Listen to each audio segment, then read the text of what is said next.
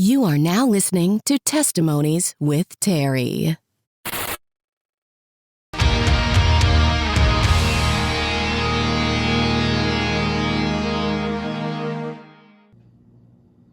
Hello everybody, my name is Julia Valdez, and I recently gave my testimony with Terry for his podcast, Testimonies with Terry.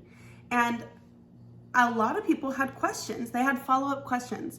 And so Terry sent them to me and he asked if it would be possible if I could make a video and answer some of your guys' questions. So if you haven't seen the podcast, go and listen to that first, and then this is the follow-up. But if you have, maybe these were some of your same questions. So the first one was about trusting my children with other people, and how has it shaped me as a parent? And I'm gonna combine this with question 2 because they're pretty similar. How to equip children with the knowledge of sexual abuse and how to prevent it. So let's jump right in. So yes, of course it's gonna shape me as a parent. Of course it's gonna shape me as a parent. The thing about a testimony is you can't even share everything. That was the longest testimony I've ever shared, and it's still not everything. So aside from the abusive times that I explained in my testimony that when I was going to church and stuff, my best friend, she lived with her sister, and her sister's husband was like the grandson of a really famous pastor. Or he was the son or the grandson, I forget. It's been since I was like 11. But he's an adult. He was married, he had a child, he worked in the church. He wasn't, a teenager.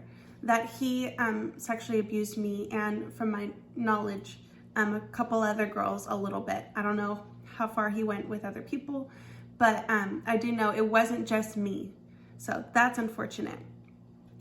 And then I talked about a time I was raped when I got older. Somebody drugged my drink, and that happened as well. But what I didn't share is there was so many other times, and that's so sad.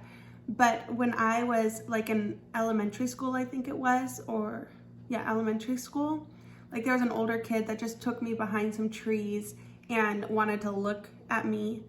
That was I think my first experience that I remember. And then when I was a teenager, several other times happened where I would be at a party or at a friend's house I trusted, or things like that, where more things happened. Just my testimony did not allot for all the times. So first of all, sexual abuse is incredibly common. So taking myself out of it, looking at the big picture, I've talked to a lot of people over my life, and unfortunately, so many people have been abused. I know males that were abused as a child. Many girls that I know were sexually abused as a child, were raped as teenagers, raped as a child. It's hugely common. It may not be hugely talked about, but if you've ever gotten into those conversations, you know that there are people that this has happened to. It's grossly common. And so not just from my own experience, but just because I know how real this is in the world and how common it is, of course, as a parent, I'm gonna take precaution. So I don't just let my kids with anybody. I don't let them really, they're only 5 and almost 2 right now. So we really haven't done any sleepovers, and I don't really think I will, maybe. But for example, the guy who was like a pastor's grandson, even though he was an adult, everyone thought he was this huge Christian guy and worked at the church and was related to this family. And he was a very kind and sweet individual that everybody trusted him. Even his wife trusted him. So not everybody is who they say they are. So I was mainly there for the sister, my best friend at the time, and her sister, who would take care of us most of the time. But he was there at times. And when he would have opportunities to be alone, things happened. So that's an example where my dad thought he was letting me be with somebody who was trustworthy. And you know what? The wife was so sweet, and she did try to give us children a safe place to be. And she would take care of us and feed us and take us to do fun things. and she had no idea what her husband was doing. So that's the thing, is you can think like, oh, I know these people. They're good Christian people. And there can still be people who are not showing who they truly are deep down inside until they're caught. So knowing what I know now, I think I said this, that like a boy in school, it can happen at school. I know girls that it happen at school. It can happen with someone you trust at a sleepover. It can happen at a party. It can happen anywhere. That's the thing. You can't keep your kids from everything, but you can take precautions. I don't even know if that's a word. You can take measures to protect them. And so one thing I do is I've taught them that there's certain parts of their body that are private, that are sacred, that nobody touches. Like, hey, nobody touches these parts. And if anyone ever tries to, you tell mommy. I've even said, if you need to scream because somebody is doing something you know is not right, then you bring attention to yourself. So it makes them not want to do it. But that may not always be, it depends on the situation. So that's why as a parent, I need to do everything in my power to protect them. So I have chosen to homeschool because I just had really bad experiences in school. I have chosen not to just let anybody watch my kids. Barely anyone has watched my kids. There's only a few people ever who have watched my kids. So that's important. Sleepovers is something you have to think of as a parent. I don't really think I'll do them, to be honest, unless they're at my house or it's somebody that I just absolutely know. And I would ask the Lord. So that's, a bonus, is having a relationship with the Lord and saying, Lord, can I trust this person? That helps too. So anyways, I hope that helps somebody. Yeah.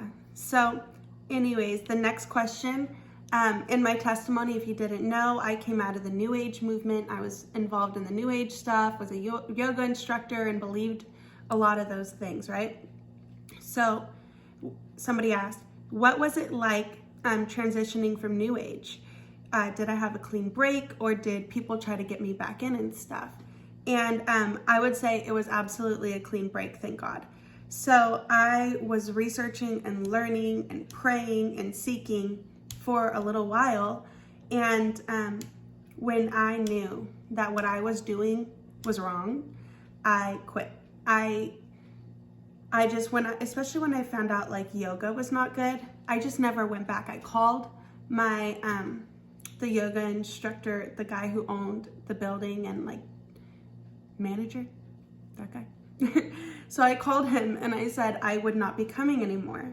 And he asked me, why would you not come? And I said, he knew I was a Christian. And I said, I just found out that as a Christian, I really can't do yoga. And his response was confused. He said, Julia, there's Christian yoga. And of course he doesn't understand because he is not a Christian at all. And so I just said, that's actually a problem too. Christians shouldn't be doing yoga. There shouldn't be Christian yoga. And that's really where the conversation ended, and I left. And then at home, I just gathered all my New Age things and threw them out, my books, my crystals, my things, and just got rid of them. And then it was done. And then it was really just praying and renouncing all of that stuff I had gotten involved in. But I would say it was a pretty clean cut. Thank God. Okay, so somebody asked how to decipher bad dreams from demonic attacks. This is an interesting question because a lot of bad dreams are actually demonic attacks. So sometimes they actually just attack your dreams where they're giving you anxious dreams and things like that. I had one friend who for many, many years, and I didn't know this, she didn't tell me until years later, that at night she would have these horrible demonic dreams that were very, very scary. And she developed insomnia because she was so scared to sleep. And I didn't know that either until one day she shared that with me. And I said, that sounds like you could get freedom from that, from Jesus, that actually sounds like a pattern of demonic attack and torment that's causing like a lot of fear in your life. I think, Jesus can heal this. And guess what? She got deliverance and she stopped having bad dreams and she started to sleep again. So that was an example where bad dreams actually were a demonic attack. But for me, how I knew mine wasn't just a bad dream, and this has happened to a lot of people, is it wasn't just when my eyes were closed and I was sleeping, it was when I was awake. I would open my eyes and I could feel them suffocating me. I could hear them in the bed. I've given this part in my testimony, but it wasn't just when I was sleeping. Sometimes I could feel it start when I was asleep, and then when I would wake up, it was still ongoing. Many people, I've seen demonic spirits, and many people can see the demonic spirit on top of them. They could see them in the room. They can, it's not just fear. You can actually tell that there is, for me, they were choking me so badly, I couldn't even talk. I was screaming Jesus in my head first before I was even able to get it out of my mouth. So it definitely wasn't a bad dream, but bad dreams can be demonic attacks too. Okay, so next couple questions. Let's see. Red flags of the New Age that maybe some Christians may not realize, and hidden signs and stuff. This is a great question, because what I found, and I think a lot of people are aware of this now, now it's 2022. When I got out of the New Age and stuff, it was like 2013. And I think a lot has come out since then. It's almost like a decade since then, you know?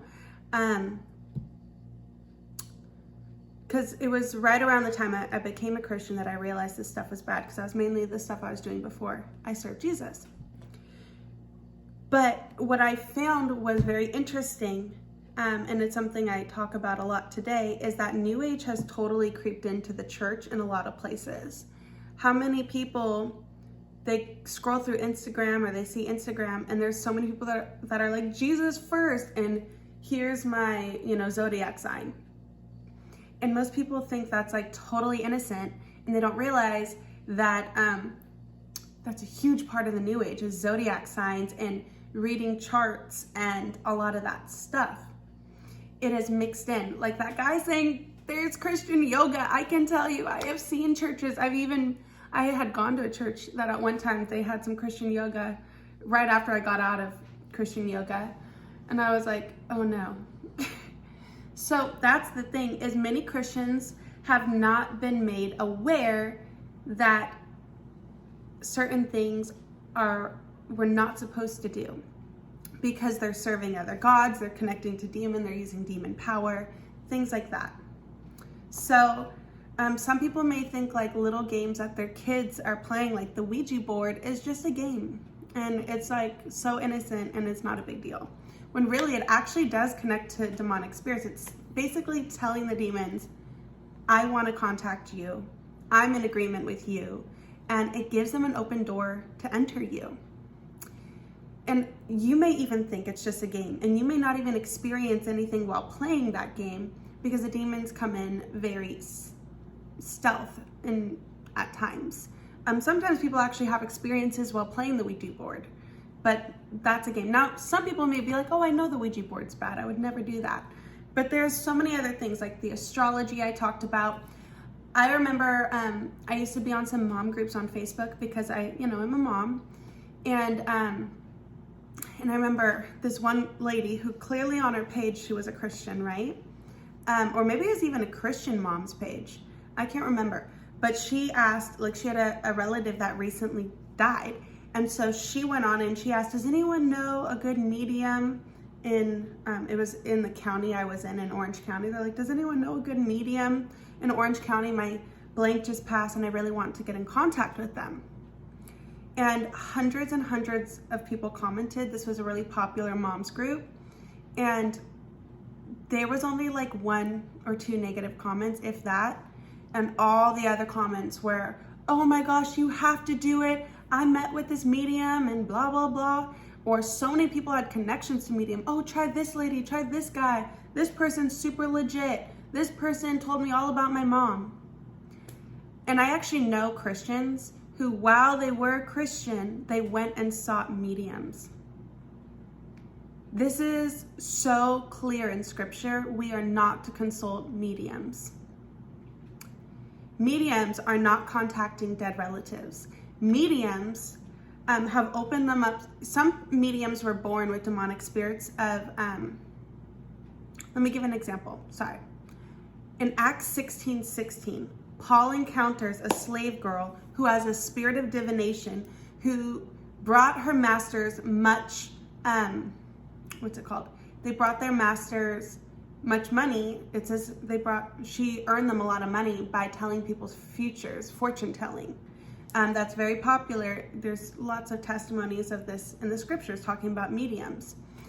And so Paul casted the demon out of the slave girl of divination, and she was no longer able to fortune tell. So what does that tell you? She did not have any special ability of fortune telling. She had a demon in her that was able to help her look like she was able to fortune tell.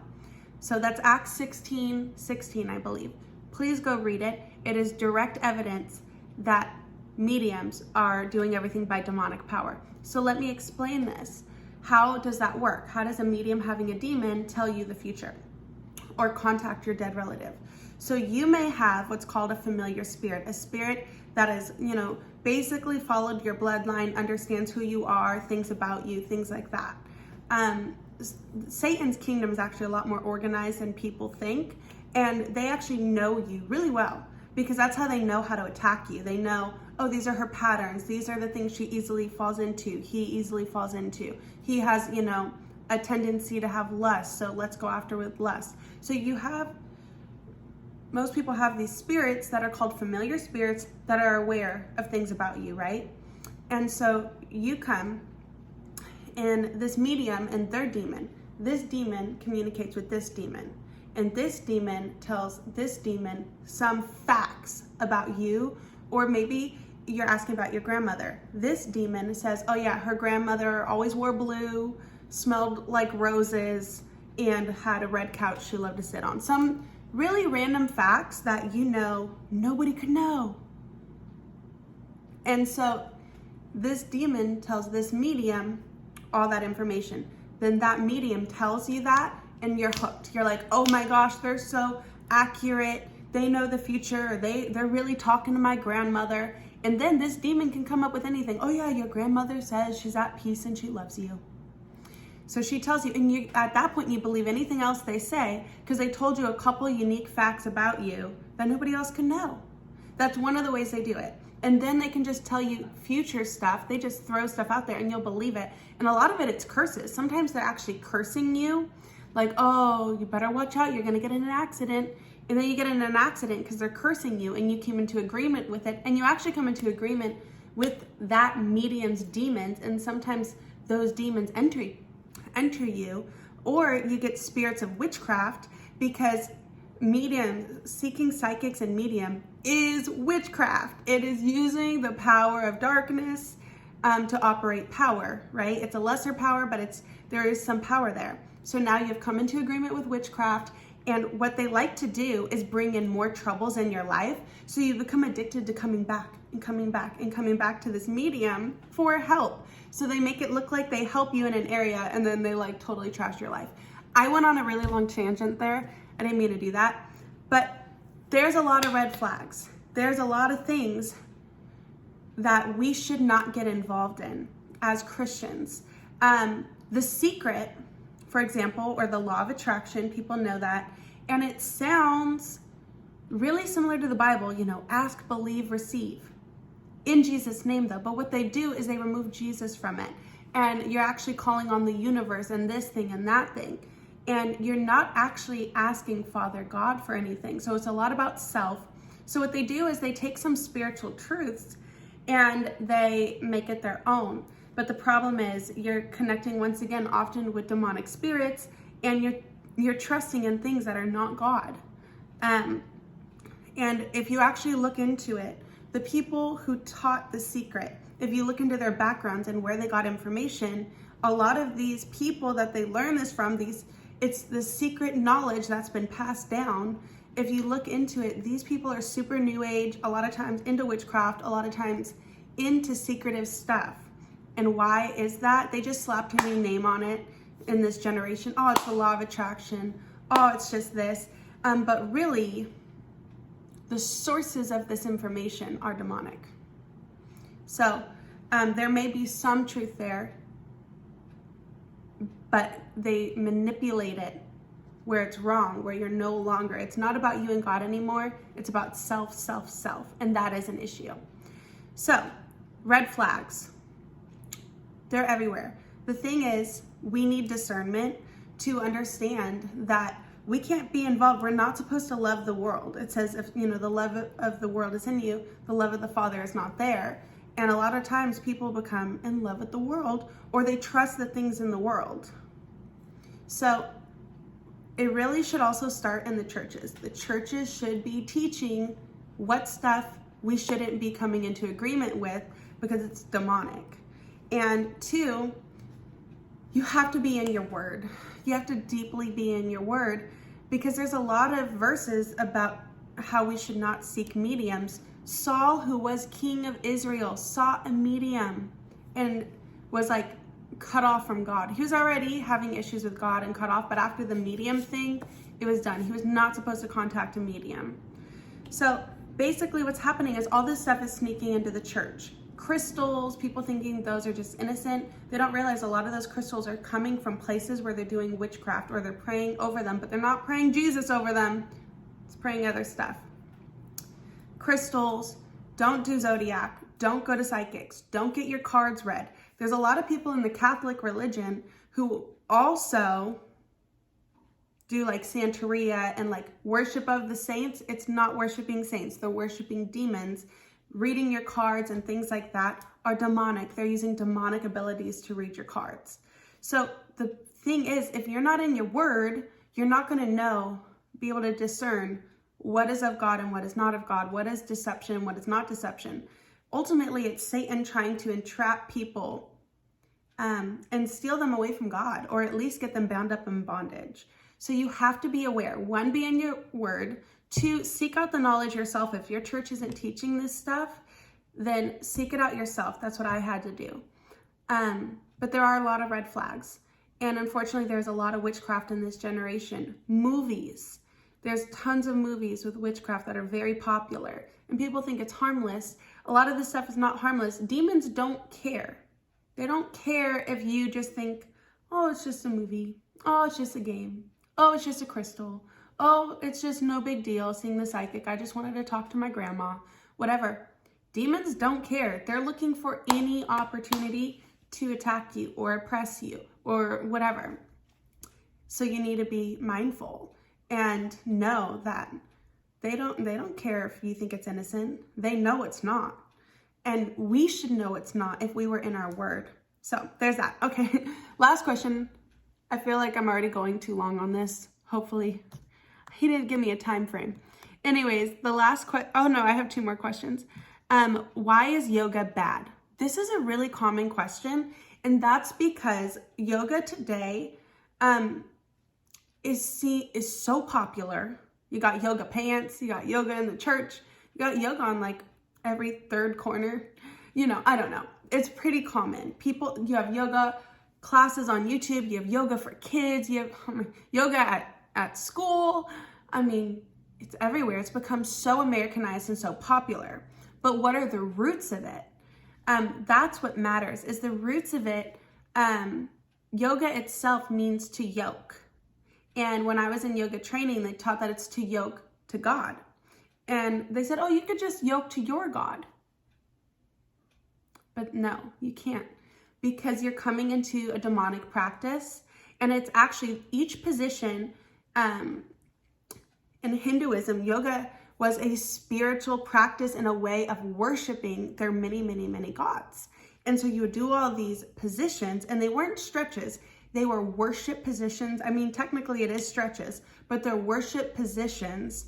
And like even people who are into Satanism and things, they know that like heavy meditation, you can channel in demons, and they're having you bow. It's all these different spiritual practices and things. And just because you decide, oh, I'm not doing it to the yoga gods, I'm not doing it to the Hindu gods, I'm not worshiping anybody. Like I said before, the demons don't care. And also God knows that is a religion to false gods, demons. The Bible talks about that the false gods, there's several verses on this, you should look it up, that the gods that everyone else served are not gods, they're demons masquerading as gods. Sounds pretty satanic, you know, Satan wanted to be like God. But anyways, so what you're doing is as innocent as you think it is. It's not innocent because it's already an agreement of doing it. It's like I said with the psychic. You may think it's innocent and you have good intentions just to talk to your grandma, or maybe you're losing everything and you want to go seek a psychic, like I'm about to lose my whole life or my house. Please help me. What do I do? You may think it's okay and you have good intentions, but the demons don't care what you think you're doing or what your intentions are. That has no merit. It's still a sin because you're coming in to worship with their gods. You're coming into their practices. And there's a lot of other dark stuff to it. I can't talk forever on here, but definitely continue to go down the thing. Now let's talk about stretching. Is stretching bad? No. You can stretch. It's good to move your body.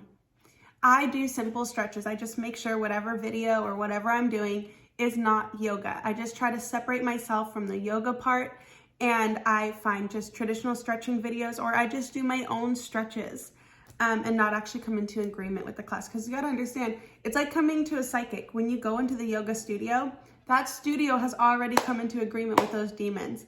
You enter, you're saying, I'm in agreement. It's basically opening a doorway and says, come on in, guys.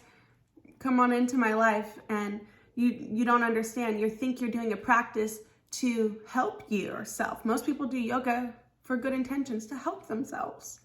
But in the long run, that's not what you get. You actually get demonic oppression. And you can look up New Age testimonies on YouTube, and there's many people coming out of the New Age because they were severely demonically attacked.